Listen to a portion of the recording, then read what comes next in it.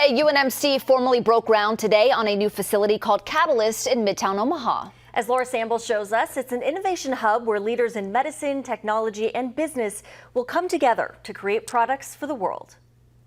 This project and the neighborhood that will surround it will revolutionize the western edge of our campus here in Omaha. What used to be the site of an old steel mill in downtown Omaha is now buzzing with new life.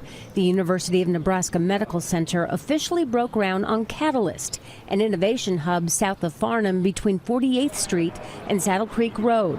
The hub is part of UNMC's larger Saddle Creek redevelopment project, which will center on biotech and medical advancement while helping promising new startups. The new products, drugs, treatments, devices that are developed in this facility will benefit all of humankind for generations to come.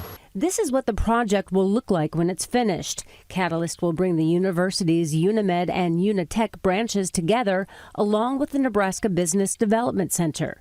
There will be spaces where teams can collaborate and a venue for events, along with spaces leased to the startups. University leaders say the large space and the location just west of the campus is key to the hub's success. Governor Jim Pillen says Catalyst is a win for Nebraska. This will be really, really exciting as it brings some of the top talent in the United States here, creating high-paying, high-developed, high-needs jobs. Senator Pete Ricketts says the project shows how Nebraskans can come together. You're going to see scientists, doctors, business leaders, developers, entrepreneurs all come together to develop this site.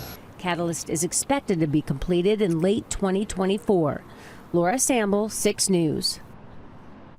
The Innovation Hub isn't the only transformation planned for the Saddle Creek corridor.